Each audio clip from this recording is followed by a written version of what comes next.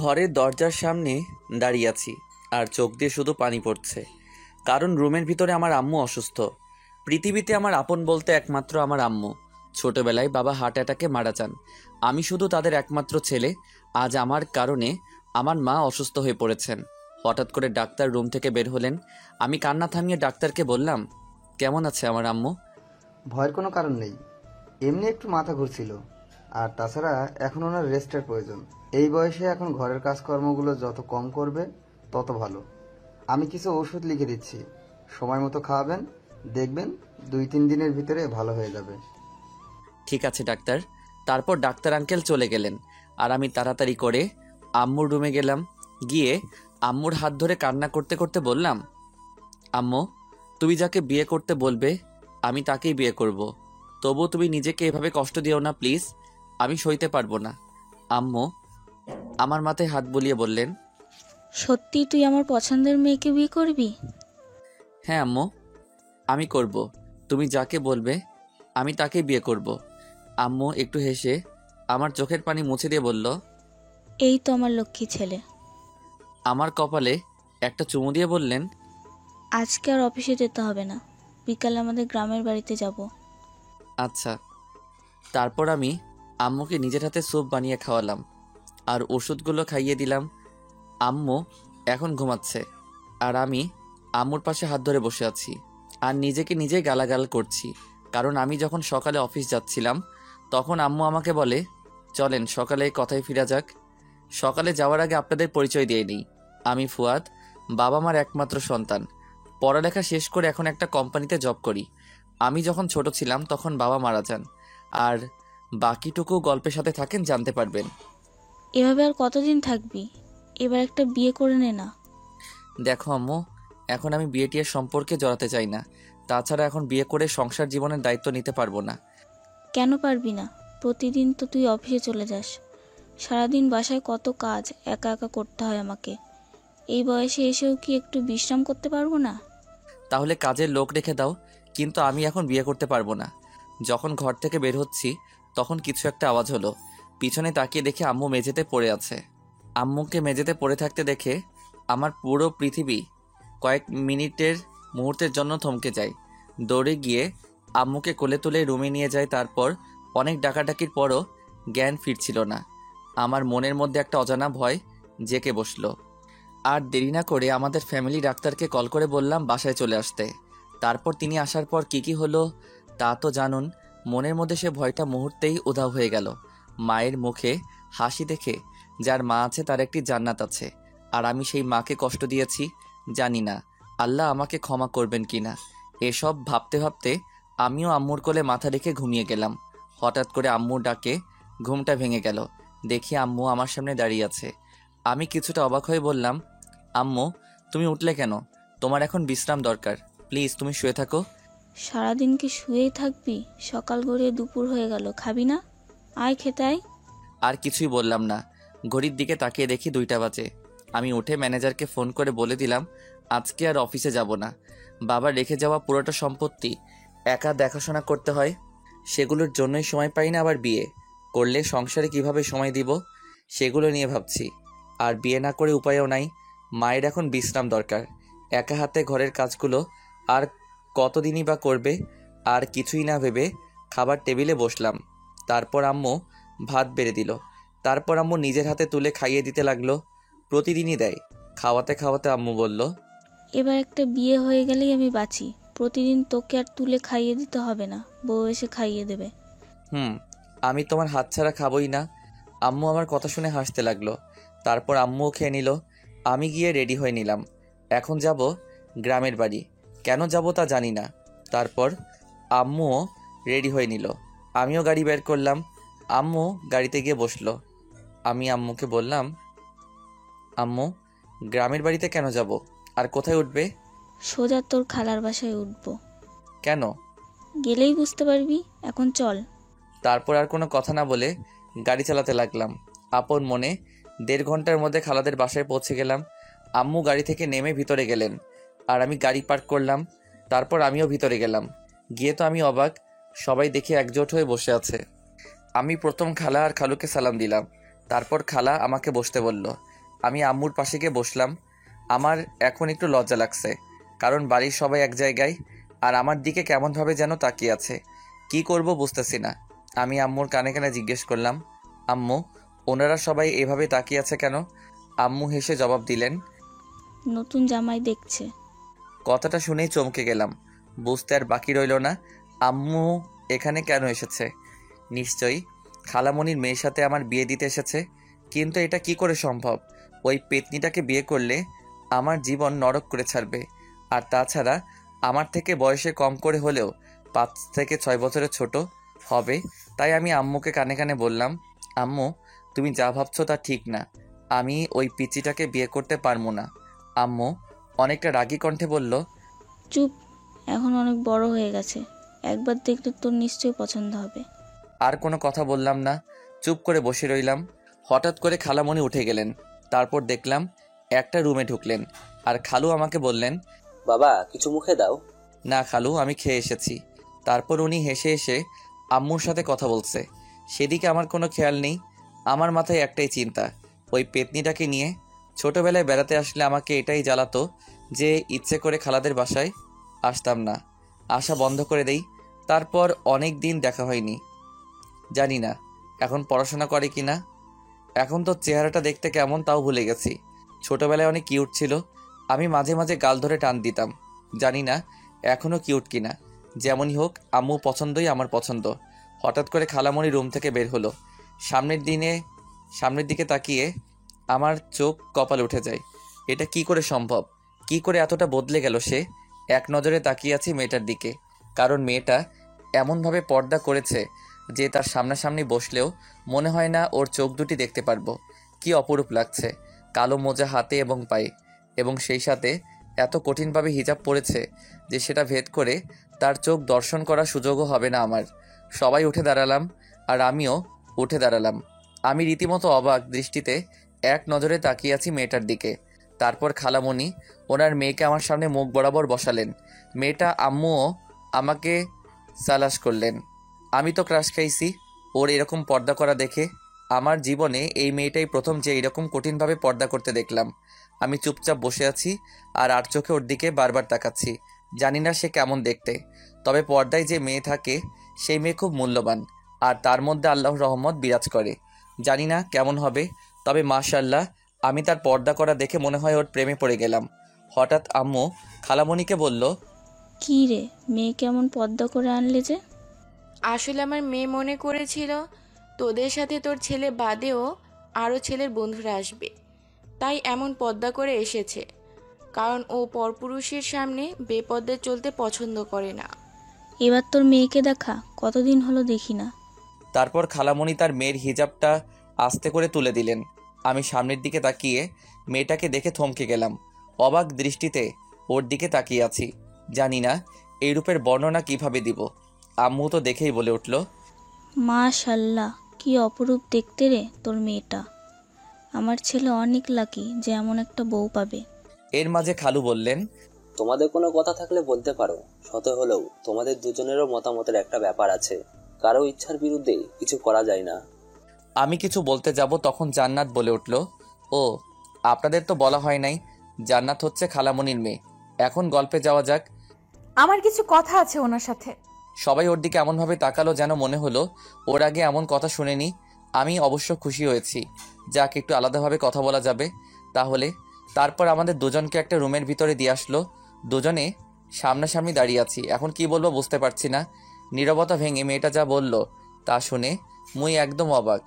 জান্নাত বলল, এতদিন কোথায় মরছিলি কুত্তা? কথাটা শোনা মাত্রই ওর দিকে অবাক দৃষ্টিতে তাকাই। পিচ্চিটার পাগলামি এখনও যায় নাই, এখনও আগের মতোই আছে। আমি একটু অবাক হয়ে নিজেকে স্বাভাবিক রেখে বললাম, এইসব কি বলিস? আমি তোর বড়, আর তুই আমাকে তুই তাই করে বলিস? 100 বার বলবো, তাতে তোর কি? আমাকে বলছিস আবার আমার কি মানে? হুম, কি হুম? কিছু না। এবার সাহস নিয়ে বললাম, এই পিচ্চি আমাকে বিয়ে করবি? ওই ওই, তুই কি বললি? আমি পিচ্ছি? কই না তো, তুই তো কত বড় হয়ে গিয়েছিস। ঢং কত। সেটা আবার কি? কিছু না। এবার একটু বিরক্ত নিয়ে বললাম, ধুর, বিয়ে করতে রাজি কিনা বল, না হলে চলে যাই। সাথে সাথে ও আমার কলার ধরে বলল, প্রেম করস কয়টার সাথে আগে বল। আরে কি করছিস? ছাড় বলছি। আগে বল কয়টার সাথে প্রেম করিস। দূর, কারোর সাথে প্রেম করি না। সাথে সাথে ও আমায় জড়িয়ে ধরলো, খুব শক্ত করে ধরছে। নড়তেও পারছি না। হঠাৎ এমন করছে কেন জানি। হঠাৎ দেখি বুকের মধ্যে কিল মারছে। আমার শার্টটাও ভেজা ভেজা লাগছে, মনে হয় কান্না করছে। কিল মারতে মারতে বলছে, কুত্তা, আমার সাথে এতদিন কথা না বলে থাকতে পারলি তুই? কথাটা শুনে খুব হাসি পেল। হাসতে হাসতে জবাব দিলাম, কি করব, তুই তো তখন শুধু জ্বালাতিস আমাকে, তাই। একটু জ্বালাতন করতাম, তাই এভাবে রাগ করে ছেড়ে চলে যাবি বুঝতে পারিনি। কি একটু জ্বালাতি? সারাদিন আমাকে জ্বালিয়ে মারতি, হারামি। তো কাকে জ্বালাবো? ছোটবেলা থেকেই তুই ছাড়া অন্য কোনো ছেলের সাথে আজ পর্যন্ত কোনো কথা বলিনি। শুধু তুই মাঝে মাঝে আমাদের বাড়িতে আসতি, তখন তোর চিন্তা ছাড়া মাথায় কিছুই থাকতো না। তোর সাথে একটু দুষ্টামি করতাম, কারণ বল, থেমে গেলি কেন? কারণ আমি আপনাকে ছোটবেলা থেকে ভালোবাসতাম, বুঝছেন? কথাটা বলে আমার বুকে মুখ লুকিয়ে ফেললো। ওর এরকম বাচ্চাদের কাণ্ড দেখে হাসতে হাসতে বললাম, বুঝলাম, ছোটবেলায় ভালোবাসতেন, এখন কি বড় হয়েছেন, সেই ছোটই আছেন। কথাটা শুনতেই আমার বুক থেকে মাথাটা তুলে রাগী লুক নিয়ে বলল, দুদিন পর তোর বাচ্চার মা হব, আর তুই আমাকে ছোট বলিস, কুত্তা? আচ্ছা তাই নাকি? তো এখনো পড়াশোনা করিস নাকি? না, বাচ্চাদের ঘরে কোরআন শরীফ পড়াই, আর তার বদলে যা হাদিয়া পাই তাতে আমার হাত খরচ চলে। তো পড়াশোনা করিস না কেন? তখন জান্নাত আরো শক্ত করে জড়িয়ে ধরে বলল, এত পড়াশোনা করে কি হবে? কোরআন শরীফের হাফেজা হয়েছি, আর তাছাড়া আমি আপনাকে নিয়ে প্রতিদিন স্বপ্ন দেখি, আর আল্লাহ রাব্বুল আলামিনের কাছে নামাজ আপনার জন্য দোয়া করি। মহান আল্লাহ তাআলা আমার দোয়া কবুল করেছেন, তাই তো আপনাকে এখন স্বামী হিসেবে পেতে চলেছি। ওর কথা শুনে আমি কি বলবো বুঝতে পারছি না।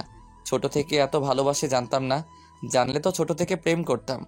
আর না জেনেই ভালো হয়েছে, কারণ বিয়ের আগে প্রেম করা হারাম। এখন সব প্রেম ভালোবাসা বিয়ের পর হবে। হয়তো ওর মোনাজাতের দোয়া আল্লাহ তাআলা কবুল করেছে, তাই তো আজ পর্যন্ত কোনো মেয়েকে আমার ভালো লাগেনি। ওকে প্রথম দেখাতেই ভালো লেগেছে, আর শেষে ওকেই ভালো লাগা আর কেউ জীবনে আসতে পারবে না। চেয়ে দেখি এখনো শক্ত করে জড়িয়ে ধরে আছে, মনে হচ্ছে আমার বুকের ভিতরে লুকাতে চাচ্ছে। আমি ওর মাথায় হাত বুলাতে বুলাতে বললাম, এই যে এভাবে শক্ত করে জড়িয়ে ধরে আছেন, আমার যে শ্বাস নিতে কষ্ট হচ্ছে। হোক, এতদিন আপনি আমাকে অনেক কাঁদিয়েছেন, আজ তার শোধ তুলছি। তাই খুব ভালোবাসো আমায়, তাই না? নিজের থেকেও বেশি। আচ্ছা, অনেক ভালোবাসা দেখানো হয়েছে, এবার ছাড়ো। কেউ এসে পড়লে কি ভাববে বলো তো? কেউ আসবে না, কারণ সবাই জানে স্বামী স্ত্রী এখন প্রেম করতে ব্যস্ত। পিচ্চিটা তো দেখি পাকা পাকা কথা শিখেছে।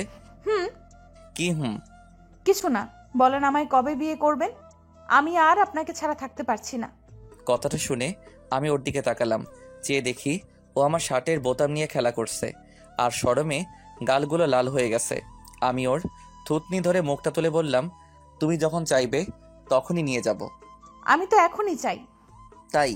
আচ্ছা চলো, তোমার আব্বুকে গিয়ে বলছি আজই বিয়ে দিয়ে দিতে। সত্যি? করবা? হুম। মানে? আমি রাজি আজকে বিয়ে করতে।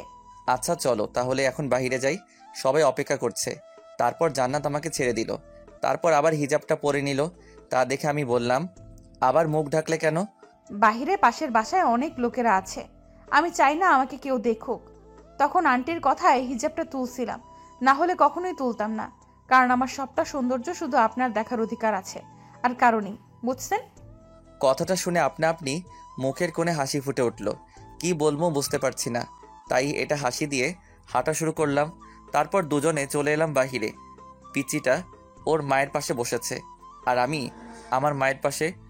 আম্মু আমাকে কানে কানে ফিসফিস করে বলল, কি রে, কেমন লাগলো পিচ্চিটাকে? দারুণ। আর ও নাকি আমাকে অনেক আগে থেকে ভালোবাসে। জানি, তাই তো এই পিচ্চিটাকে বৌমা করে নিয়ে যাচ্ছি, যাতে তোর মতো বাদরটাকে টাইট করতে পারে। আমি আর কিছুই বললাম না, শুধু ওর দিকে তাকিয়ে একটা হাসি দিলাম। আর আম্মু ওনাদেরকে বললেন, তো ভাই, এবার তাহলে বিয়ের 3 তারিখ পাকা করা যাক। হ্যাঁ অবশ্যই, শুভ কাজে দেরি কিসের? তারপর আম্মু ওনাদের সাথে বিয়ের দিন তারিখ ঠিক করলো। তারপর আরও অনেক কথাবার্তা বলার পর রাতে খাবার দেওয়া হলো। এখন সবাই খেতে বসেছে। খালা খাবার বেড়ে দিলেন, কিন্তু সমস্যা একটাই, ছোটবেলা থেকে নিজের হাতে কতবার ভাত খেয়েছি তা মনে নেই, কারণ আম্মু আমাকে খাইয়ে দেয়, কিন্তু এখানে খাইয়ে দিতে পারবে না, আর আমি নিজ হাতে তুলে খেতেও পারবো না। তাই আমি আম্মুকে বললাম, আম্মু, আমি কিছুই খাবো না এখন। জানি কেন খেতে পারবি না। আচ্ছা এখন অল্প করে খেয়ে নে, বাসায় গিয়ে আমি আবার খাইয়ে দেবো। আমি তো আম্মুর কথা শুনে অবাক। আম্মু বুঝলো কিভাবে? একেই বলে মা জাতি। কিছু বলার আগে সন্তানের কথা সব বুঝে ফেলে। তারপর চুপচাপ বসেছিলাম, খাচ্ছিলাম না দেখে পিচ্চিটা গোতা মেরে বলে, এই খাচ্ছেন না কেন? খিদে নেই। মানে কি বলছেন? খিদে না থাকলেও খেতে হবে, খান বলছি। হবু শ্বশুর শাশুড়ি আমার দিকে তাকিয়ে আছে, আর আম্মু আমার কাণ্ড কারখানা দেখে হাসছে। আমি বেচারা পড়ছি মাইনকার চিপাই, ভালো লাগে না নিজের হাতে খেতে। পুরোটা বলার আগে আমার মা বলে উঠলেন, আসলে হয়েছে কি জানিস আপু, আমার ছেলেটা কোনোদিন নিজের হাতে তুলে খায়নি, তাই আমার হাত ছাড়া নিজের হাতে খেতে পারে না। বললে ভুল হবে, নিজের হাতে তুলে খায় না। আম্মু কথা শুনে সবাই আমার দিকে কেমনভাবে যেন তাকিয়ে আছে আর হাসছে। আমি মাথা নিচু করে বসে আছি। আম্মুকে বললাম, আম্মু আমার খিদে নেই, আমি গেলাম। তারপর ওইখান থেকে পাশের রুমে গেলাম, যেটা আজকে আমাদের ঘুমানোর রুম। আমাকে আসতে দেখে তারা খুব হাসছিল, আর তারা বুঝতে পারছে যে আমি লজ্জা পেয়ে চলে এসেছি। আমি রুমে এসে ফ্রি ফায়ার গেম খেলছি। এমন সময় সামনে তাকিয়ে যা দেখলাম তা দেখে আমি অবাক না হয়ে পারলাম না। দেখি জান্নাত আমার রুমে আসতেছে, আর হাতে খাবার প্লেট। আমি তাকে দেখে শোয়া থেকে উঠে বসলাম, অবাক দৃষ্টিতে তাকিয়ে বললাম, তুমি এখানে? কেন আসতে পারি না বুঝি? না, তা পারবে না কেন? বাড়িটা তো তোমাদেরই। জান্নাত আমার পাশে বসতে বসতে বলল, না খেয়ে কেউ কি এভাবে চলে আসে? আসলে আম্মুর হাতে ছাড়া কোনোদিন নিজ হাতে তুলে খাইনি তো, তাই। আপনি কি জানেন আপনার জন্য বাসার সবাই না খেয়ে আছে এখনো? এমনকি আপনার মাও না খেয়ে আছে। কেন? সন্তান না খেলে কি মা খেতে পারে? তাহলে আম্মুকে বলো এসে আমাকে খাইয়ে দিতে। আপনার আম্মু আমাকে দায়িত্ব দিল, বলল আজ থেকে আমি যেন আপনাকে খাইয়ে দেই। সত্যি? 3 সত্যি। তারপর পিচ্চিটা আমাকে খাইয়ে দিতে লাগলো। আমি খেতে খেতে তাকে বললাম, তুমি খেয়েছো? আপনি খান, তারপর আমি খেয়ে নিব। আমি আর কিছু না বলে প্লেটটা ওর হাত থেকে নিয়ে বললাম, নাও হা করো। জান্নাত দিকে হা করে তাকিয়ে আছে, আমার দিকে কোনো কথা বলল না। তাই আমি আবার বললাম, কি হলো, হা করেন। তারপর ও আস্তে আস্তে মুখ খুললো। আমিও মুখের ভিতরে এক লোকমা তুলে দিলাম। ও আমার দিকে এক নজরে তাকিয়ে খাচ্ছিল।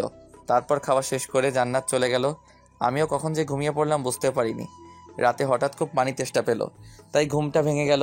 হাতে মোবাইল নিয়ে দেখি রাত 1টা বাজে। ঘরের লাইটটা অন করলাম। আম্মুও শুয়ে আছে বোনের সাথে, আর আমি একাই এক ঘরে। ঘরের মধ্যে পানি খুঁজতে লাগলাম, কিন্তু কোনো পানির চিহ্ন পেলাম না। তাই বাধ্য হয়ে রুম থেকে বের হলাম। সব কিছু যেন কেন অন্ধকার দেখাচ্ছে। গ্রামের লোকেরা সাধারণত 10টার আগে ঘুমিয়ে পড়ে, তাই তো কাউকে ডাকতে পারবো না। তাই নিজের ফোনের ফ্ল্যাশটা অন করে কিচেনের দিকে এগোতে লাগলাম।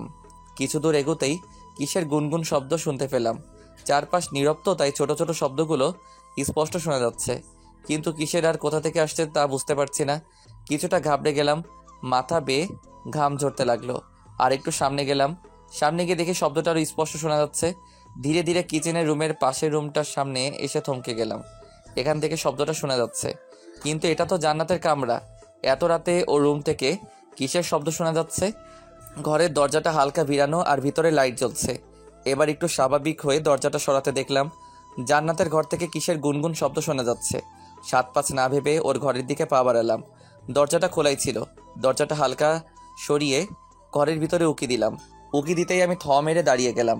নিজেকে বুদ্ধ বললে গালাগাল দিতে লাগলাম। ঘরের ভিতরে নামাজ পড়ছে, বাহ সুন্দর লাগছে দেখতে, একদম আসমানের পরী মতো লাগছে। এতটাই অবাক হই যে কখন নামাজ শেষ হয়ে গেছে বুঝতে পারি নাই। পিচ্চি আমার সামনে এসে ধমক দিয়ে বলল, এই যে এত রাতে আপনি এখানে কি করছেন? আমি ভ্রু কুচকে জবাব দিলাম, না মানে আসলে পানি পিপাসা পেয়েছিল। ঘর থেকে বের হয়ে গুনগুন শব্দ শুনতে পেলাম তোমার ঘর থেকে, তাই দেখতে চলে আসলাম। এসে দেখি নামাজ পড়ছো, তাই অবাক হই। এত অবাক হওয়ার কিছু নেই, তাহাজ্জুদের নামাজ পড়ছিলাম। এত রাতে? তাহাজ্জুদের নামাজ রাতেই পড়ে। ও, যার কপাল ভালো থাকবে সে এমন একটা বউ পাবে। এমন মেয়ে পাওয়া অনেকটাই কঠিন। আজকাল মেয়েরা রাতে নামাজ না পড়ে ফেসবুকে ইউটিউবে ভিডিও দেখে, আর আমার হবু বউটা একদম তাদের থেকে উল্টা। কপালটা ভালো। এরপর জান্নাত বলল, শুনুন একটা কথা বলি, আশা করি কথাটা আপনি রাখবেন। জি বলো, অবশ্যই রাখবো, বলো। আমাদের বিয়ের তো আজ 2 দিন বাকি আছে। আর 2 দিন বাকি আছে, তাই আপনাকে এই 2 দিন আমার থেকে দূরে থাকতে হবে। আমার সাথে কথা বলতে পারবেন না। একটু অবাক দৃষ্টিতে তাকিয়ে বললাম, কেন? দেখুন, প্রথম যেদিন আপনাকে আমি জড়িয়ে ধরেছিলাম সেদিন আমি পাপে লিপ্ত হয়েছিলাম। একটা নারী বিয়ের আগে কোনো পর পুরুষের সামনে বেপর্দা চললেও তার গুনাহ হয়। আর সেদিন আমি আপনাকে জড়িয়ে ধরে কথা বলতেছি। আসলে সেদিন নিজের আবেগটা সামলাতে পারিনি। এতদিনের ভালোবাসার মানুষটাকে সামনে পেয়ে জড়িয়ে না ধরে থাকতে পারিনি। কিন্তু আবেগটা কেটে যাওয়ার পর বুঝতে পেরেছি কাজটা ঠিক হয়নি। তাই প্রতি নামাজ পড়ে আল্লাহ রাব্বুল আলামিনের কাছে ক্ষমা প্রার্থনা করি। জানি না ক্ষমা করবেন কিনা, কিন্তু আমার এইটুকু বিশ্বাস আছে তিনি পরম করুণাময়, ক্ষমাশীল। তিনি আমাদের দুজনের পাপ নিশ্চয়ই ক্ষমা করবে। কিন্তু প্রতিবার জেনে বুঝে ইচ্ছাকৃতভাবে যদি আমি আপনার সাথে কথা বলি তাহলে উনি আমাকে কখনোই ক্ষমা করবেন না। তাই যাতে আমাদের দুজনের আমল নামায় কোনো পাপ কাজের শামিল না হয় সেজন্য এই 2টা দিন আমাদের দুজনকে দুজনের থেকে আলাদা থাকতে হবে। কোনো কথা তো দূরে থাক, আপনার সামনেও যেতে পারবো না। তার মানে এই না যে আমার মনে আপনার জন্য ভালোবাসা নেই। আমার মনে আপনি কতটা জায়গা জুড়ে আছেন তা আমি আপনাকে বলে বোঝাতে পারবো না। কিন্তু তার চাইতে বেশি ভয় আল্লাহর কাছে। তাই আমাদের দুজনের মঙ্গলের জন্য বলছি, আর মাত্র 2টা রাত আপনাকে আমার চোখের আড়াল হয়ে থাকতে হবে। দয়া করে আমার এই ইচ্ছাটা পূরণ করুন। জান্নাত কথাগুলো বলে চুপ করে রইল, মাথা নিচু করে দাঁড়িয়ে রইল। আর আমি মনে নিজেকে ধন্য মনে করছি। সত্যি কি এসব বাস্তব নাকি কল্পনা? কতটা ভালোবাসলে একটা মেয়ে তার হবু বরের জন্য আল্লাহর কাছে ক্ষমা প্রার্থনা করতে পারে? হয়তো তার ভালোবাসা বিশালতা আমার থেকেও বেশি। আমি আর কথা বললাম না, একটা হাসি দিয়ে মাথা নিচু করে বললাম, তুমি যা বলবে আমি তাই করব। বলেই সেখান থেকে আসতে যাব, তখন সে আবার ডাক দিল। শুনুন। পিছনে মুখ করে তাকিয়েছিলাম, কিন্তু তার দিকে তাকাইনি। মাথা নিচু করে বললাম, জি বলুন। আরেকটা কথা ছিল, রাখবেন? বলো। আমাদের বিয়েটা ঘরোয়া হলে খুব খুশি হতাম। না মানে কোনো অনুষ্ঠান বা গায়ে হলুদ করানোর দরকার নেই, কারণ বিয়েতে গায়ে হলুদ হারাম। আর অনুষ্ঠানটাও না করানোই ভালো, কারণ সেখানে অনেক মানুষ থাকবে। আমি আপনার পাশে বসে থাকবো, হাজার হাজার মানুষ আমার রূপ সৌন্দর্য উপভোগ করবে, ছবি তুলবে, ভিডিও করবে। আর এইসব কাজ করানোর জন্য আমি পাপের ভাগীদার হব। আমার রূপ সৌন্দর্য একমাত্র আমার স্বামীর জন্য তোলা রয়েছে। তিনি ছাড়া আমায় অন্য কেউ দেখুক তা আমি চাই না। এত বড় গুনার ভাগীদার হওয়ার চাইতে বিয়েটা না হওয়া ভালো, কারণ এই জীবনে আমি আপনাকে না পেলেও আমার তেমন কোনো ক্ষতি হবে না। কিন্তু যে পাপগুলো হবে সেগুলো ক্ষমার জন্য পরকালে অনন্তকাল জীবনের সাজা ভোগ করতে হবে। তাই এটা আমার আপনার কাছে অনুরোধ। আশা করি আপনি আমার কথাগুলো বুঝতে পারছেন। কথাগুলো শুনে চোখের নিচে নোনা জলের বিন্দু জমা হতে লাগলো। এটা কোনো কষ্টের না, এটা খুশির কান্না। এখন নিজেকে সবচেয়ে সুখী মানুষ মনে হচ্ছে। আমি মাথা নিচু করে বললাম, তুমি যেমনটা চাইবে তেমনটাই হবে। তারপর ঘর থেকে বেরিয়ে এলাম। খুব খুশি লাগছে এখন। ওর ঘরে দরজার সামনে দাঁড়িয়ে চোখের জল মুছতেছিলাম, এমন সময় ওর কথা স্পষ্ট শুনতে পেলাম। ওনার থেকে বেশি আমি ভালোবাসি তাকে, কিন্তু বিয়ের আগে এগুলো ঠিক না। আমি কোনো দিনও ওনাকে নিজের ভালোবাসা বুঝতে দেইনি। এখন হয়তো ওনার একটু কষ্ট হবে, কিন্তু এতে আমাদের দুজনেরই মঙ্গল। দূর, কিসের কষ্ট, বরং শুনে বেশি খুশি হইছি। আর আমি মনে মনে সিদ্ধান্ত নিলাম কখনো পিচিটাকে কোনো কারণে কষ্ট দিব না, তাহলে হয়তো আল্লাহ আমাকে কখনো মাফ করবেন না। পাগলি একটা। বলি হাসতে হাসতে রুমে চলে এলাম। সেখান থেকে সব পানির পিপাসা মিটে গেছে। এখন শুধু ভাবছি পিচিটাকে কবে বুকে পাবো। এই 2 দিন আমার কাছে 2 বছরের মতো লাগছে। ওর সাথে এখন কথা না বলে থাকতে পারছি না। ইচ্ছে হচ্ছে খুব করে ওর হাত ধরে বসে বসে সারা রাত গল্প করতে, কিন্তু কি আর করার, পাগলিটার ইচ্ছে তো পূরণ করতেই হবে।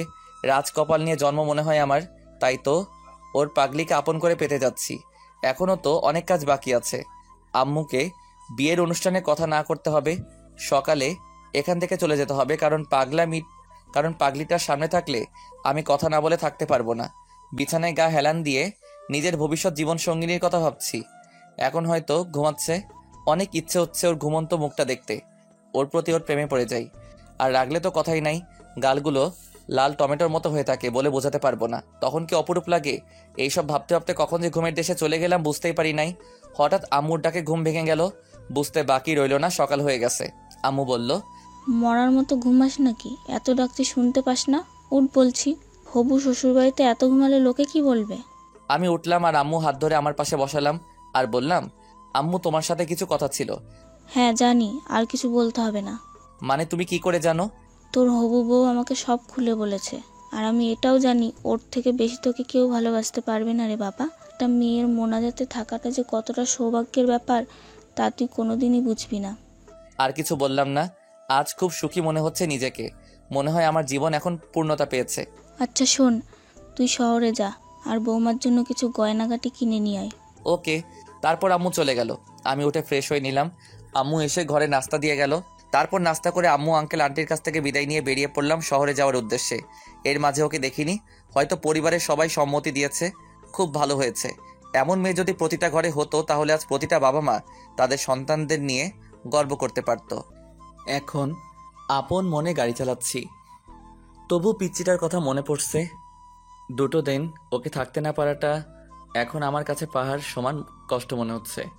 বুকের ভিতরটা হাহাকার উঠে গেছে। হঠাৎ করে পকেটে রাখা ফোনটা টুং করে বেজে উঠল। মেসেজ আসছে, কিন্তু কে দিল বুঝতে পারছি না। আম্মু তো কোনোদিন মেসেজ দেয় না, ডিরেক্ট ফোন দেয়। তাই আর কিছু না ভেবে গাড়িটা এক সাইডে দাঁড় করালাম। তারপর পকেট থেকে ফোনটা বের করলাম। মেসেজটা দেখে আমার মন যেন খুশিতে নাচতে শুরু করলো, কারণ মেসেজটা পিচ্চির ছিল। লিখেছিল, সাবধানে যাবেন আর গাড়ি আস্তে চালাবেন, ঠিক সময় খেয়ে নেবেন। আপনার জন্য আজ থেকে আপনি নন, আমিও না খেয়ে থাকবো। যতক্ষণ না জানতে পারবো আপনি খেয়েছেন কিনা ততক্ষণ আমিও কিছু খাবো না। আর হ্যাঁ, রাস্তায় মেয়েদের দিকে একদম তাকাবেন না, তাকালে চোখ তুলে ফেলবো। আর তাহলে আপনাকে বিয়ে করব, কারণ আমি চাই না আপনার ভালোবাসার ভাগ কাউকে দিতে। শুধু আমার জন্য তুলে রাখবেন, নিজের খেয়াল রাখবেন। আল্লাহ হাফেজ। মেসেজটা দেখে চোখের কোণে জল জমে গেল। এত সুখ কপালে সইব তো? সত্যি একটা পাগলি। মেসেজের রিপ্লাই দিতে গিয়ে ভাবলাম, রিপ্লাই দেওয়াটা কি ঠিক হবে নাকি? চিন্তায় পড়ে গেলাম। ও তো বলছিল কোনো কথা না বলতে। ভাবছিলাম কি করা যায়। এমন সময় একটা বুদ্ধি এলো, এর জন্য একে গিফট দিব, তবে সেটা বাসরাতে দিব বলেই গাড়ি স্টার্ট দিলাম। গাড়ি চলছে আপন গতিতে, আর মনের মধ্যে পিচ্চিটার জন্য টান বেড়েই চলছে। ইচ্ছে হচ্ছে এখনই দৌড়ে ওর কাছে চলে যাই। পিচ্চিটার দেওয়া মেসেজটা পড়েই গাড়িটা আবার চালাতে লাগলাম আপন মনে। কেন জানি না পিচ্চিটার জন্য মনের মধ্যে টান বেড়েই চলেছে। ইচ্ছে করছে এখনই ওর কাছে চলে যাই, কিন্তু কি করব? আমার হাত পা বাঁধা, চাইলেও যেতে পারবো না। পিচ্চিটা একটা ইচ্ছে প্রকাশ করেছে, আর আমি যদি তা পূরণ করতে না পারি তাহলে কি করে ওর ভালোবাসা পাবো? যতটাই কষ্ট হোক না কেন, আমি আর একদিন ওর থেকে দূরে থাকবো। আপন মনে ওর কথা ভেবে গাড়ি চালাচ্ছিলাম। প্রথমে ঢাকা এসে আগে অফিসে গেলাম, একটু রেস্ট নিলাম। ঘড়ির দিকে তাকিয়ে দেখি 12টা বেজে গেছে। আজ বাদে কাল আমার বিয়ে, অথচ কাউকে ইনভাইট করি নাই। কেউ জানে না যে আমার বিয়ে ঠিক হয়েছে। যদি পিচ্চিটা মানা না করতো তাহলে এতক্ষণে সবাই জেনে যেত। যাই হোক, সেসব নিয়ে ভাবছি না। রাতের মধ্যে আবার গ্রামের বাড়িতে ফিরতে হবে, কিন্তু ওদের বাসায় যাওয়া যাবে না। নিজেদের বাসায় গিয়ে উঠতে হবে, আর সেখানে একটা রাত একাই কাটাতে হবে। অপেক্ষা করছি কখন আর একটা দিন পার হবে। অপেক্ষা করা যে কতটা কষ্টের তা সেই জানে যে মনে থেকে কাউকে ভালোবাসতে জানে, আর যে ভালোবাসতে জানে সে অপেক্ষা করতেও জানে। অফিস থেকে ম্যানেজার সাহেব সব কাজকর্ম বুঝিয়ে দিয়ে আমি বেরিয়ে পড়লাম শপিংয়ে যাওয়ার উদ্দেশ্যে। অফিসের পাশেই খুব বড় একটা শপিং মল আছে, তাই হেঁটেই চলে গেলাম। খুব সুন্দর শাড়ি দেখতে পাচ্ছিলাম। আমার তো নীল রং বেশি পছন্দ, তাই খুব সুন্দর দেখে একটা নীল শাড়ি নিলাম। জানি না ওর পছন্দ হবে কিনা, কিন্তু আমার কাছে বেশ লাগছে। তারপর আরও বেশি কিছু কেনাকাটা করলাম। আম্মুর কথা মতো কিছু গয়নাও কিনলাম। আম্মার আসার আগে কী কী গয়না লাগবে তার একটা লিস্ট লিখে দিয়েছিল, তাই কিনতে অসুবিধা হয়নি। কারণ আম্মু ভালো করেই জানে আমার গয়না সম্পর্কে তেমন ধারণা নাই। কেনাকাটা করে শপিং মল থেকে বেরিয়ে পড়লাম।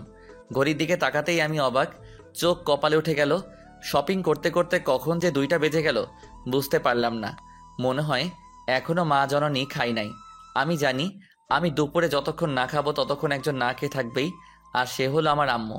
আবার আজকে থেকে নাকি পিচ্চিটাও না খেয়ে থাকবে আমার জন্য। এমন করলে কি চলে? একজনের জন্য সবাই না খেয়ে থাকবে। নিজেকে নিজে গালাগাল করতে লাগলাম। আমারও খুব ক্ষুধা লেগে গেছে, তাই প্রথমে গিয়ে একটা রেস্টুরেন্টে প্রবেশ করলাম। খাবার অর্ডার দিতেই ফোনটা বেজে উঠল।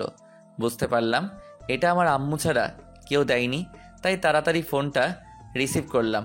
হ্যালো বলতেই আম্মু বলল, কী রে বাবা, কিছু খেয়েছিস?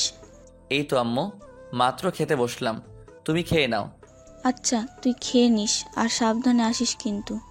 আচ্ছা, কিন্তু আমি যে তোমার হাতে ছাড়া খেতে পারি না সেটা তো তুমি ভালো করেই জানো। এখন তো এটা বলছিস, আজ বাদে কাল বউ আসলে তখন মায়ের হাতের খাবার খেতে ভালো লাগবে না। তখন বউয়ের হাতে খেতে ভালো লাগবে। এমনটা কখনো হবে না। আমি সবসময় তোমার হাতে খেতে চাই। হয়েছে, আর বলতে হবে না, চুপচাপ খেয়ে নে। ঠিক আছে। এবার একটু সাহস নিয়ে আম্মুকে বললাম, আম্মু ও খেয়েছে। আম্মু আমার কথা শুনে হাসতে হাসতে বললেন, না, তোরও খাইনি। আমাকে বলছে যতক্ষণ তুই না খাবি ততক্ষণ ও খাবে না। এবার একটু শরম লাগলো। তাতে কি ইচ্ছে, মাই তো ও তো সব জানে। তাই আবার একটু সাহস নিয়ে বললাম, আম্মু তুমি ওকে ডেকে বলো খেয়ে নিতে, যাতে আমি শুনতে পাই। বাপ্পা, আমার ছেলে দেখে দুদিনে বউ পাগল হয়ে গেছে। মানে আম্মু, আমার যে এখন শরম লাগছে তা আম্মু ঠিকই বুঝতে পারছে। তাই আম্মু বলল, হয়েছে, থাক, আর লজ্জা পেতে হবে না, এখনই বলছি। তারপর আম্মু জান্নাতকে ডাকতে লাগলেন। জান্নাত মা, জান্নাত, এদিকে আয় তো। জি আন্টি, আসছি। কী রে মা, আজ বাদে কাল আমার ছেলের বউ হবি আর তুই এখনও আন্টি বলে ডাকছিস? আম্মু বলে ডাকতে পারিস না? আচ্ছা, আম্মু বলে ডাকবো। এখন যা খেয়ে নে। না মানে আম্মু, উনি খেয়েছেন। উনি খেয়েছে, এখন যা তুই খেয়ে নে। দুপুর তো গড়িয়ে বিকাল হতে চললো। উনি এখন কোথায়? ঠিকমতো শহরে পৌঁছেছেন তো? হ্যাঁ, উনি ঠিকমতো শহরে পৌঁছেছে। এবার যা, তুই খেয়ে নে, আর চিন্তা করতে হবে না। আচ্ছা আম্মু, আপনি খাবেন না? আপনিও তো সেই সকাল থেকে কিছু খাননি। হ্যাঁ, তুই যা, আমি আসছি। তারপর জান্নাত চলে গেল আর আম্মু আমাকে বলল, হয়েছে, এবার খুশি তো? এবার তুইও খেয়ে নে, আসার সময় সাবধানে আসবি। ঠিক আছে আম্মু, তাই হবে। তারপর আম্মু ফোন রেখে দিল আর আমি খাবার টেবিলে বসে বসে ওর এইমাত্র কথা বলাগুলো রেকর্ড করে নিয়েছি। ওর এইটুকু কথা বলাগুলো আবার শুনলাম। খুব ভালো লাগছে। অজানা খুশির ঝড় বইছে। প্রতিবারই ওর প্রেমে পড়ে যাই ওর কথাগুলো শুনে। ওর জন্য ভালোবাসা এতটাই বেড়েছে যে এখন প্রতিটা মুহূর্তে মনে পড়ে। ওর কথা ভাবতে ভাবতে খাওয়া শেষ করলাম। মায়ের হাতে খাওয়া ছাড়া ভালো লাগে না। কোনো রকম খেলাম। তারপর বিল পরিশোধ করে বেরিয়ে পড়লাম সেখান থেকে। অফিসে চলে এলাম। দুপুরে খাওয়া দাওয়ার পর সাধারণত আমি সবসময় বাসায় গিয়ে 2-3 ঘন্টা ঘুমাই। আজকে আর বাসায় গেলাম না। কেবিনে এসে চেয়ারে বসে গা হেলান দিয়ে শুয়ে রইলাম। কখন যে ঘুমিয়ে গেলাম বুঝতেও পারিনি। ম্যানেজার সাহেব এসে ঘুমের 12টা বাজিয়ে দিল। তিনি এসেছিলেন একটা ফাইলে সই করে নিতে। কি আর করা, ঘুম ত্যাগ করলাম। তারপর ফাইল দেখে সই করে দিলাম। তারপর ম্যানেজার সাহেবকে বললাম, আমি কয়েকদিনের জন্য গ্রামের বাড়িতে যাচ্ছি, তো আমার অবর্তমানে সব কিছু দেখে শুনে রাখবেন। আমি 5টা বাজে গাড়ি নিয়ে বেরিয়ে পড়লাম গ্রামে যাওয়ার উদ্দেশ্যে। যেতে যেতে চারদিকে অন্ধকার ঘনিয়ে আসলো। সন্ধ্যা হয়ে রাত 9টায় বাসায় এসে পৌঁছালাম। তারপর বাসায় ঢুকে সোফায় বসে পড়লাম। তারপর আম্মুকে ফোন দিলাম। রিসিভ করার পর বললাম, আম্মু আমি বাসায় চলে এসেছি, তুমি এগুলো নিয়ে যাওয়ার ব্যবস্থা করো। আমি লোক পাঠিয়ে দিচ্ছি, তুই ওনাদেরকে সব বুঝিয়ে বলে দিস। আর শোন, ফ্রেশ হয়ে তাড়াতাড়ি কিছু খেয়ে নে। আচ্ছা আম্মু। তারপর আম্মু ফোনটা কেটে দিল। আমি ফ্রেশ হতে চলে গেলাম। ফ্রেশ হতে হতে দেখি 10টা বেজে গেছে। খুব ক্ষুধা পেয়েছে, তাই কিচেনে যাচ্ছি। এমন সময় দরজায় বেল বাজছিল। হয়তো আম্মু লোক পাঠিয়েছে। দরজা খুলে দেখলাম খালামণিদের বাসার দারোয়ান কাকা এসেছে। ওনাকে আমরা ছোট থেকে কাকা বলেই ডাকি। ওদের বাসায় অনেকদিন ধরে দারোয়ানের চাকরি করছে। যাই হোক, এবার ওনাকে সব বুঝিয়ে দিলাম। তারপর ওনারা চলে গেল। তারপর আমিও কিচেনে ফলমূল রাখা ছিল, সেগুলো খেলাম। তারপর নিজের রুমে চলে এলাম। এসেই রুমে গা হেলান দিয়ে শুয়ে রইলাম। বাইরে চাঁদের আলো সোজা জানালা দিয়ে মুখের উপর এসে পড়েছে। চাঁদের দিকে তাকিয়ে ভাবছি, আচ্ছা আমি যেমন সারাক্ষণ তার কথা চিন্তায় বিভোর থাকি, ও কি আমার কথা সারাক্ষণ ভাবে? হয়তো ভাবে। এত ভালোবাসে যখন ভাববে হয়তো। শুধু একটা বদঅভ্যাস, মনে কথা কাউকে জানতে বা বুঝতে দেয় না। মনের কথা মনেই চেপে রাখে। আচ্ছা এখন কেউ জেগে আছে? এখন কি আমার কথা ভাবছে? হঠাৎ করে না খেয়ে থাকার কথাটা মনে পড়ে গেল। ভুলেই গিয়েছিলাম। এই কথাটা তো ওকে জানাতে হবে যে আমি খেয়ে নিয়েছি, না হলে তো না খেয়ে পুরো রাতটা পার করবে। তাড়াতাড়ি আম্মুকে ফোন দিলাম। রিসিভ করার পর আম্মুকে বললাম, আম্মু তুমি খেয়েছো? তুই খেয়েছিস? আম্মু আমি খেয়েছি। এবার তোমরাও খেয়ে নাও প্লিজ। ঠিক আছে, তাহলে এখন ঘুমিয়ে পড়লাম। আচ্ছা। কল কেটে দিল। যাক বাবা, ভাগ্যিস মনে পড়লো, না হলে মনে হয় সারা রাত 2টি মানুষ না খেয়ে থাকতো। তারপর কখন যে ঘুমিয়ে পড়লাম মনেই নেই। ভোরের দিকে মোবাইলটা হঠাৎ টুং টুং করে বাজতে শুরু করলো। মনে হয় অফিস থেকে এসেছে। কিছুক্ষণ পর মেসেজ আসা বন্ধ হয়ে গেল, কিন্তু ফোন বাজতে শুরু করলো। ঘুম ঘুম চোখে তাকিয়ে দেখি জান্নাতের নাম্বার। ফাল মেরে উঠে বিছানায় বসে পড়লাম। দেরি না করে কলটা রিসিভ করলাম। হ্যালো বলার সাথে সাথেই কলটা কেটে দিল। মন চাচ্ছিল ফোনটা আছাড় মারি, আবার টুং করে মেসেজ আসলো। সিন করে দেখি একটা না 4টা মেসেজ আসলো। সে বলছে, আসসালামু আলাইকুম। অনেক তো ঘুমিয়েছেন, এবার উঠুন, যান গিয়ে নামাজ পড়ে আসুন। আজ থেকে প্রতিদিন 5 ওয়াক্ত নামাজ পড়বেন, না হলে বিয়ে করবো না, বলে দিলাম। শেষ মেসেজ ছিল, এই, আপনি কল রিসিভ করলেন কেন? আমি আপনাকে ফোন দিছি আপনাকে জাগানোর জন্য, কথা বলার জন্য নয়। যান গিয়ে নামাজ পড়ে আসুন, আর নামাজ পড়ে এসে ঘুমাবেন না, একটু হাঁটাহাঁটি করবেন, শরীরের ক্লান্তি দূর হবে। আর ঠিক মতন নাস্তা খেয়ে নেবেন। আল্লাহ হাফেজ। মেসেজগুলো পড়েই হাসতে হাসতে পেট ব্যথা হয়ে গেল। মনে হয় পিচিটা জেনে গেছে আমি ওর প্রতি দুর্বল হয়ে গেছি, তাই তো এটা করেন ওটা করেন, না হলে বিয়ে করব না বলে হুমকি দেয়। যাক, যা বলছে ভালোর জন্য বলছে। এমন একজন জীবনসঙ্গী পাওয়া ভাগ্যের ব্যাপার, যে সকালে ঘুম থেকে তুলে বলবে যাও নামাজ পড়ে আসো। তারপর আর কিছু না ভেবে হাসি মুখে উঠে ফ্রেশ হয়ে নামাজ পড়তে গেলাম। নামাজ পড়া শেষে আমাদের বাড়ির পিছনে মাঠে খোলা হাওয়ায় হাঁটাহাঁটি করছিলাম। সকালে এই মনোমুগ্ধকর হাওয়া মনের মাঝে এক অন্যরকম অনুভূতি তৈরি করে, কিন্তু সেটা কি বুঝতে পারিনি। হঠাৎ মনের মাঝে খেয়াল এলো, যদি এখন পিচিটা যদি আমার সাথে থাকতো, দুজনে একসাথে হাত ধরে থাকতাম, ভালো লাগতো। ভাবতেই আমার মনটা খুশিতে নাচতে লাগলো। তখন মনে মনে নিয়ত করলাম, বিয়ের পর প্রতিদিন ওকে নিয়ে বাহিরে খোলা বাসাতে হাঁটাহাঁটি করব। এসব ভাবছি, এমন সময় কে যেন পেছন থেকে সালাম দিল। পিছনে তাকিয়ে দেখি বেশি অবাক হয়নি, কারণ এটা ছিল রিয়া। জান্নাতের সাথে আগে পড়াশোনা করত। সে কালো বোরকা পরে আছে, ম্যাচিং করা মোজা দেখতে খুব সুন্দর লাগছে। আমি তার সালামের জবাব দিলাম এবং বললাম, আরে রিয়া, তুমি এত সকালে কোথায় যাচ্ছ? প্রাইভেট পড়তে চাচ্ছি দুলাভাই। ও আচ্ছা, তো স্কুল কখন যাবে? 8:30-এ স্কুলের ক্লাস শুরু হয়, এতক্ষণ স্যারের কাছে কোচিং করি। ঠিক আছে, সাবধানে যাও। আচ্ছা, যদি কিছু না মনে করেন তাহলে একটা সাহায্য করবেন। মনে করার কি আছে, বলো কি সাহায্য করতে পারি। আমাকে একটু এগিয়ে দিয়ে আসবেন সাতের বাসা পর্যন্ত। আসলে ওখানে কিছু পকেটের ছেলে আমাকে প্রতিদিন চালাতন করে। কি এত বড় সাহস? চলো দেখি কে তোমাকে ডিস্টার্ব করে। তারপর রিয়া কিছু না বলে হাঁটা শুরু করলো।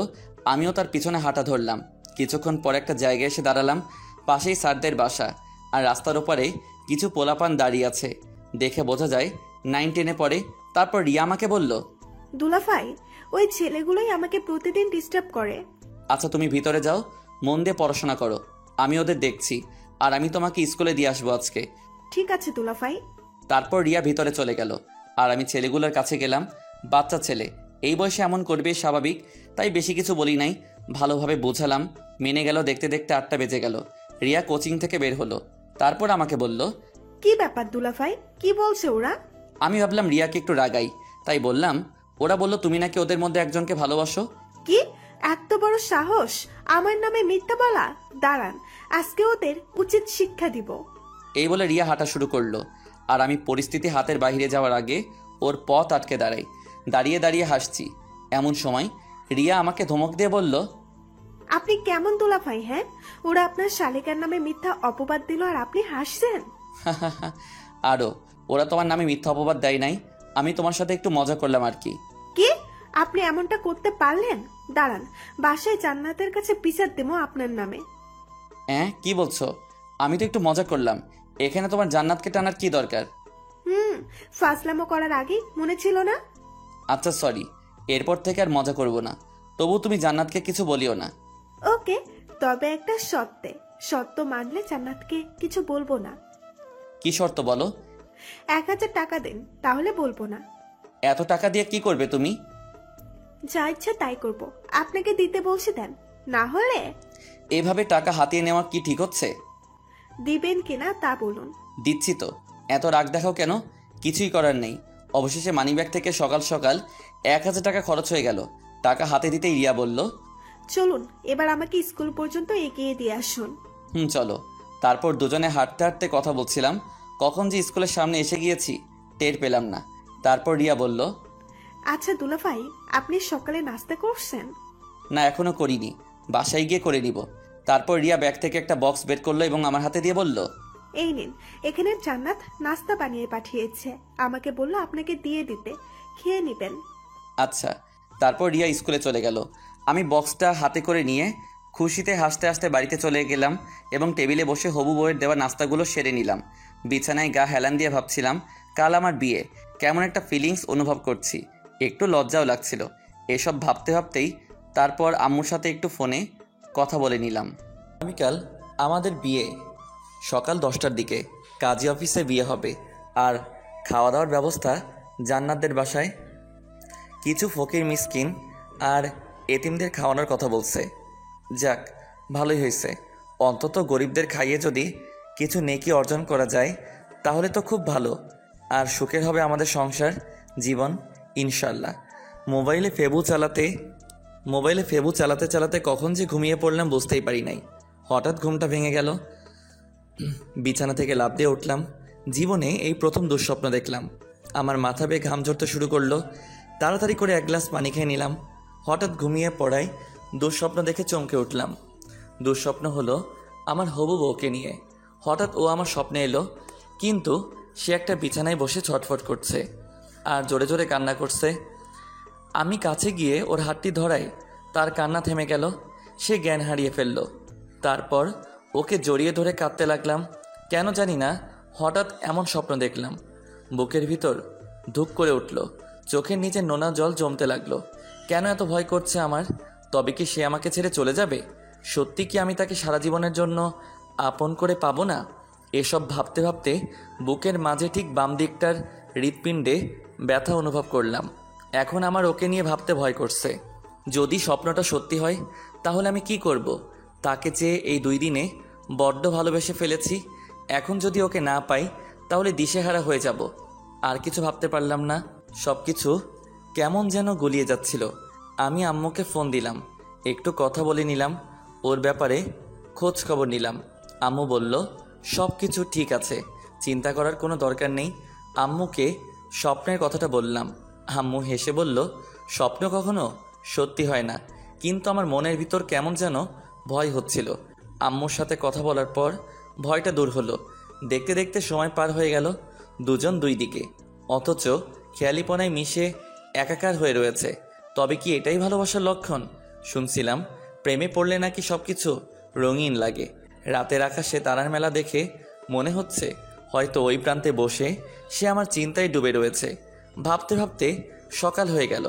আমি তো পিচ্চি ছেলে, তাই তেমন একটা বর সাজানো হলো না।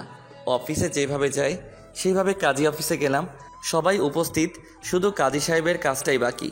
এখন আমার পাশে বসে আছে আমার পিচ্চি বউটা। জানি না কেমন লাগছে ওর। মুখভঙ্গি দেখে বোঝার উপায় নেই যে সে লজ্জা পাচ্ছে নাকি, কারণ সে পুরোপুরি পর্দায় নিজেকে আড়াল করে রেখেছে। পিছন থেকে রিয়া চিমটি মেরে বলল, দুলাভাই, যদি আমার বান্ধবীকে আপনি কষ্ট দেন তাহলে আপনার খবর আছে। আসলে রিয়া একটু বেশি পাকনা, সবসময় মজা করে, কিন্তু মনটা খুব ভালো। আমি রিয়ার কথা শুনে হাসি আটকে রাখতে পারলাম না, তাই হাসতে হাসতে বললাম এতটা সুখে রাখবো যে পাড়া প্রতিবেশীরা বলে পুড়ে মরবে। তারপর আর কোনো কথা বললাম না। তারপর ওর দিকে আর চোখে তাকাচ্ছিলাম, কিন্তু আমার মনে হয় না যে ও আমার দিকে একবার তাকিয়েছে। চুপ করে মূর্তির মতো বসে আছে। অবশেষে কাজী সাহেব বিয়েটা পড়িয়ে দিলেন। শুরু হলো নতুন এক জীবন। আমার একার জীবনে এখন নতুন জীবন যোগদান হয়েছে। আম্মুর কাছে গিয়ে সালাম করলাম দুজনেই। তারপর শ্বশুর শাশুড়ি মাকে সালাম করলাম। পাশে রিয়া দাঁড়িয়েছিল, দাঁড়িয়ে দাঁড়িয়ে হাসছে। জিজ্ঞেস করলাম হাসছো কেন? রিয়া হাসতে হাসতে বলল, আর যদি আমি তোমাদের মতো বড় হতাম তাহলে তোমরাও আমার পায়ে ধরে সালাম করতে। রিয়ার কথা শুনে সবাই হাসতে লাগলো, কিন্তু পিচিটা যে কেমন আর চোখে তাকিয়ে আছে রিয়ার দিকে। এমন মনে হলো যেন ওর বিন্দু পরিমাণ হাসি পাই নাই। রিয়াকে ফিসফিস করে জিজ্ঞেস করলাম, এই তোমার বান্ধবীর মুড অফ কেন? আপনার উপর রাগ করেছে হয়তো। ও মা, কি বলছো? কেন রাগ করবে? সেটা তো মুই জানি না, সে আপনি জান্নাতকে জিজ্ঞেস করে দেখেন। আচ্ছা, ও রাগ ভাঙাবো কি করে? বেশি কিছু না, একগুচ্ছ গোলাপ ফুল নিয়ে হাতে ধরিয়ে দিবেন, ব্যাস। আর কিছু করতে হবে না। জান্নাতের গোলাপ ফুল খুব পছন্দ। সত্যি এতেই হয়ে যাবে? তারপর সবাই মিলে বাসায় চলে এলাম। সেখানে কিছু গরিবদের খাওয়ানোর ব্যবস্থা করা হয়েছে, কিছু রিলেটিভরাও রয়েছে। আমি কিছু গরিবদের খাবার সার্ভ করে দিলাম। সবার খাওয়া দাওয়া শেষ হতে হতে বিকাল হয়ে গেল। আমরা তারপর বিদায় নিলাম। জান্নাতের বাসা থেকে পিচ্চিটা অনেক কান্নাকাটি করছিল। আসার সময় মোটেও ভালো দেখায় না কাঁদলে তাকে। এখন গাড়িতে বসে আছি, পিচ্চিটা আর আমি পিছনে বসে আছি আর আম্মু সামনে। পিচ্চিটা এখনও কান্না করছে। কাঁদতে কাঁদতে মুখটা মলিন হয়ে গেছে। তাই আমি ওকে সান্ত্বনা দেওয়ার জন্য বললাম, এই যে এত কান্না করতে হবে না, তোমার যখন বাড়িতে আসতে মন চাইবে আমাকে বলবা, আমি দিয়ে যাব।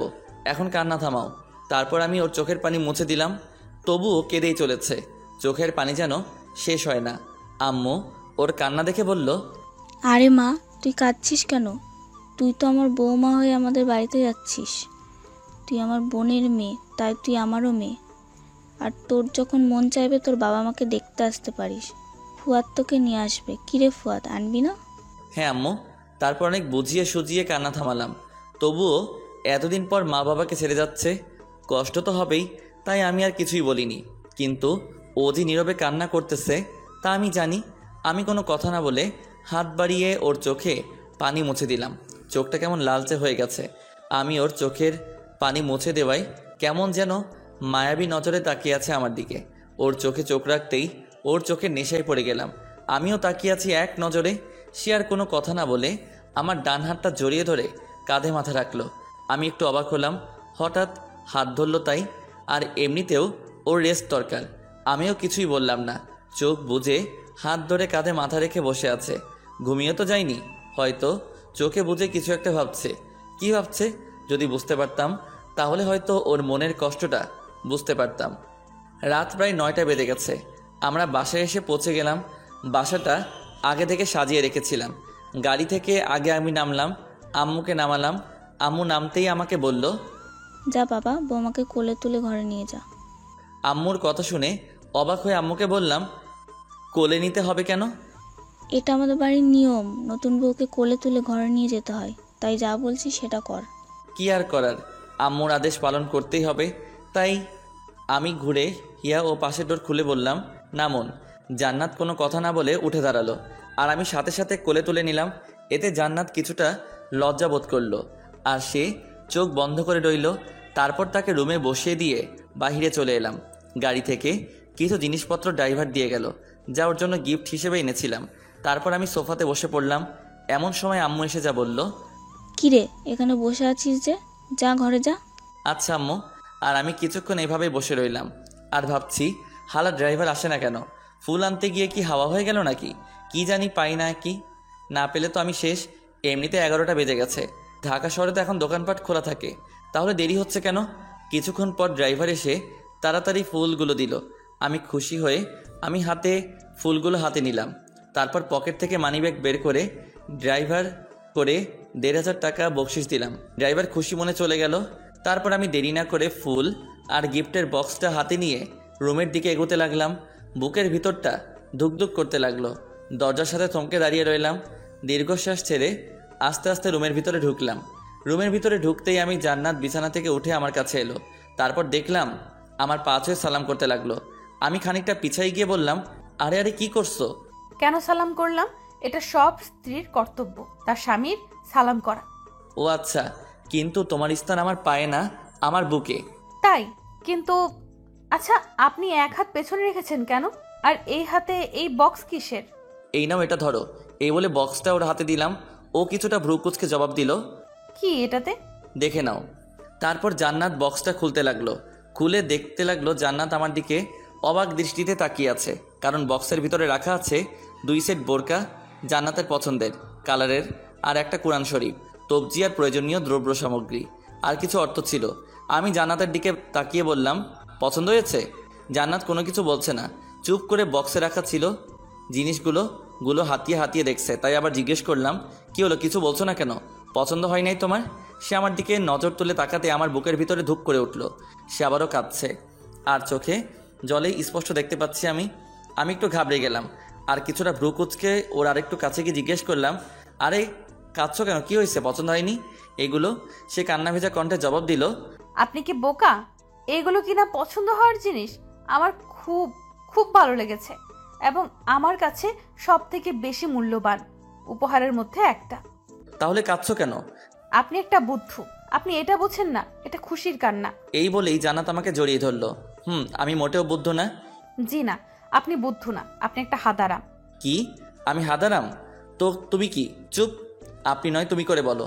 আচ্ছা, কিন্তু তুমি এখনো তোমার হাতে পেছনে রেখেছো কেন? কি এনেছো দেখি? আমি পিছনে থেকে ফুলের তোড়াটা সামনে এনে বললাম, এই যে এটা তোমার জন্য, তোমার বন্ধু বলছে। আচ্ছা দাও এগুলো, আমি রেখে দিচ্ছি। আর তুমি গিয়ে অজু করে আসো, যাও। ঠিক আছে, যাচ্ছি। আমাদের সংসার জীবনে যাতে সুখের হয় সেই জন্য আল্লাহ রাব্বুল আলামিনের কাছে দু হাত তুলে ফরিয়াদ করব। তিনি আমাদের নিশ্চয়ই খালি হাতে ফেরাবেন না। আচ্ছা। তারপর অজু করে দুজনে একসাথে নামাজ পড়ে নিলাম। নামাজ পড়া শেষ। জান্নাত বলল, এই শুনো, আমি তোমার উপর অনেক রাগ করেছি, তুমি আমার সাথে কথা বলবে না একটুও। ও মা, রাগ করছো আবার? কিন্তু কেন? এমনি আমার অনেক রাগ হচ্ছে। ফুল তো এনে দিলাম, আর কি এনে দিতে হবে শুনি? এই তুমি কি আমাকে লোভে ভাবো যে কোনো জিনিস দিলে আমার রাগ ভাঙবে? হ্যাঁ তাই তো। কি বললে? কই কিছু না তো। চুপ, যাও, তোমার সাথে কথা নাই আমার। কেন, কি করতে হবে বলো? তখন আমাকে ওভাবে কোলে তুলে আনলে যে, আমার অনুমতি নিয়েছিলে? না, কিন্তু আম্মু বলছে কোলে তুলে নিয়ে আসতে, তাই নিয়ে আসলাম। বুঝেছি। আচ্ছা বলো, এখন তোমার জন্য কি করতে হবে শুনি? যা বলবো তাই করবে? হ্যাঁ করবো তো। আমি ছেলেবেলা থেকে তোমাকে স্বামী হিসেবে পাওয়ার জন্য দোয়া করে এসেছি। আজ আমার স্বপ্ন পূরণ হয়েছে, কিন্তু আমার আরেকটা স্বপ্ন আছে, সেটা তোমাকে পূরণ করতে হবে। কি সেটা শুনি? পূরণ করবে তো? হ্যাঁ, কেন করব না। আমার বউ আমার কাছে একটা আবদার করেছে, আর আমি যদি সেটা পূরণ না করতে পারি তাহলে আমি কেমন স্বামী হলাম? তোমার যেই ইচ্ছে থাক না কেন, আমি পূরণ করবো ইনশাল্লাহ। না মানে কথাটা বলতে আমার লজ্জা লাগছে। ও মা, পিচ্চিটা আবার লজ্জাও পাই বুঝি? কি আমি পিচ্ছি? কই না তো, তুমি তো অনেক বড়, আমার থেকেও বড়। কি বলো তোমার ইচ্ছেটা কি শুনি? কাছে আসো, কানে কানে বলবো। কি এমন কথা যে কানে কানে বলতে হবে? তোমাকে কাছে আসতে বলছি না, এক কথা কেন বলো? আচ্ছা আসছি। তারপর আমি ওর কাছে যেতেই ও আমাকে জড়িয়ে ধরলো, আমার বুকে মুখ লুকিয়ে রেখেছে। আমি অবাক হয়ে জিজ্ঞেস করলাম, এই পাগলি, এইভাবে কেউ হুট করে জড়িয়ে ধরে? আমি ধরবো, তাতে তোমার কি? আমি আমার স্বামীকে জড়িয়ে ধরেছি। কিন্তু তোমার ইচ্ছাটা কি এখনো বললে না? না মানে আসলে কি বলো? আমি না একটা বাবু চাই তোমার কাছে, তোমার মতো দেখতে কিউট এমন একটা বাবু চাই। বলেই আমার বুকের ভিতরে মুখ লুকিয়ে ফেললো, মনে হলো যেন বুকের ভিতর ঢুকে যেতে চাচ্ছে। আমি হাসতে হাসতে ওকে জড়িয়ে ধরে বললাম, ইস, আমার বউটা আমার কাছে বাবু চাই, আর আমি কি তা না করতে পারি না? কিন্তু এর জন্য তোমাকে কষ্ট করতে হবে যে। কি কষ্ট? বেশি কিছুই না, শুধু আমাকে ভালোবাসতে হবে। এই আমাকে আবার কোলে নাও প্লিজ। কেন? আমি তোমার বুকে মাথা রেখে ঘুমাতে চাই, তাই। তাই বুঝি। তারপর ওকে কোলে তুলে নিলাম। ও আমার বুকে মাথা রেখে চুপ করে শুয়ে রয়েছে। বিছানায় নিয়ে শুইয়ে দিলাম। ও আমাকে জড়িয়ে ধরে বলল, এই আমাকে একটা ইয়ে দিবে? ইয়ে কি গো? জানো না বুঝি? কই না তো। ও আচ্ছা, তাহলে থাক। এই বলে জান্নাত আমার বুকে মাথা রেখে চুপ করে শুয়ে রইল। আমি জান্নাতের মাথায় হাত বোলাতে বোলাতে বললাম, এই যা, পিচ্চি বউটা রাগ করলো নাকি? কি কিছু না, ঘুমাও তো। ঘুমাইলে বাবু আসবে কই থেকে? জানি না। আচ্ছা লাইট অফ করে দেই, নাহলে পাঠক পাঠিকার মন্দ বলবে। আমার ভয় করে। আমি তো আছি। তারপর আর কিছু না বলে লাইটটা অফ করে দিলাম। তারপর আমরা দুজনে স্বপ্ন পূরণের উদ্দেশ্যে পাড়ি দিলাম ভালোবাসার সাগরে।